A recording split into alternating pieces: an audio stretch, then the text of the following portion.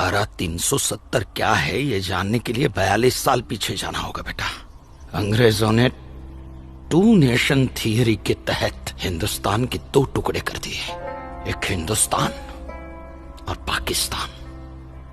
पाकिस्तान की बहुत इच्छा थी कि जम्मू कश्मीर का विलीनीकरण पाकिस्तान में हो जाए, और राजा हरि सिंह चाहते थे कि कश्मीर एक स्वतंत्र देश रहे। वो न हिंदुस्तान में विलीन होना चाहते थे न पाकिस्तान में, और तब पाकिस्तान ने खूनी खेल खेला। अक्टूबर 1947 में पठानी कबायलियों को जम्मू कश्मीर के खिलाफ उकसाया, कश्मीरी पंडितों का कत्लेआम करवाया। ऐसे हालात देखकर राजा हरि सिंह ने घबराकर नेहरू जी से कहा, कृपा करके आप कश्मीर को बचा लीजिए। मैं ऐसे हालात में चाहता हूं कि कश्मीर का विलीनीकरण भारत में ही हो जाए, सेना भेजिए। लेकिन जब तक भारतीय सेना कश्मीर पहुंची बहुत देर हो चुकी थी। न जाने कितने कश्मीरी पंडितों का कत्लेआम हो चुका था। कश्मीर का 1/3 हिस्सा पठानी कबायलियों ने अपने कब्जे में कर लिया था। लेकिन अपनी इस नीच हरकत के बाद भी पाकिस्तान बाज नहीं आया।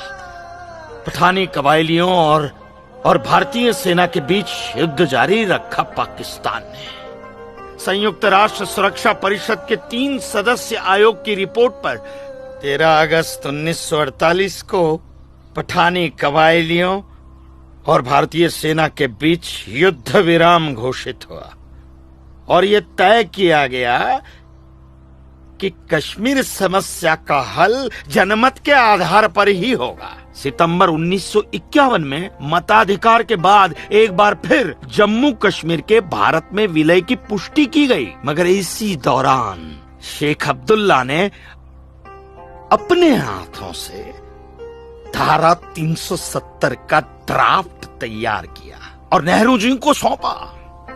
सरदार पटेल और आम्बेडकर साहब की मर्जी के खिलाफ 1952 में नेहरू जी ने इसे लागू भी कर दिया। इसी धारा 370 की वजह से नेहरू जी ने कश्मीर को एक ऐसा विशेष दर्जा दे दिया जिसमें जम्मू कश्मीर राज्य ने हिंदुस्तान से अपना एक अलग संविधान स्थापित कर लिया। इसी धारा 370 की वजह से हमारे हिंदुस्तान का राष्ट्र ध्वज अलग है और कश्मीर का भी ध्वज अलग।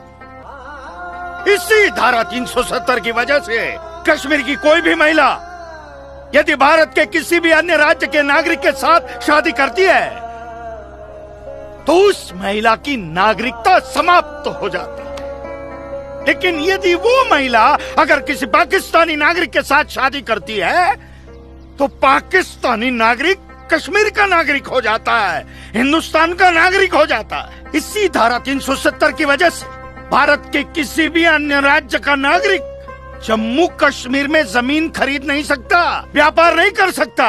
लेकिन जम्मू कश्मीर का नागरिक भारत के किसी भी अन्य राज्य में जाकर अपना व्यापार कर सकता है, जमीन खरीद सकता है, कुछ भी कर सकता है। अरे ये बिग लैंड एबोल्यूशन है, क्या है पता है? यदि जम्मू कश्मीर का कोई भी मुसलमान जमीन ठेके पर लेकर खेती करता है तो कश्मीर की सरकार उस हिंदू को बिना मुआवजा दिए वो जमीन जबरन उस मुसलमान को दे सकती है। ये है बिग लैंड एबोल्यूशन एक्ट, ये है धारा 370-35 से, और इसी का नतीजा है ये गिरधारी जी का फैसला। और सिर्फ यही नहीं, ये जो सरकार की ऋण निरस्तीकरण योजना है ना, इसके अंतर्गत उन सारे मुसलमानों का कर्जा माफ कर दिया जाएगा जो उन्होंने हिंदुओं से लिया। बताइए, सरकारी नौकरियों में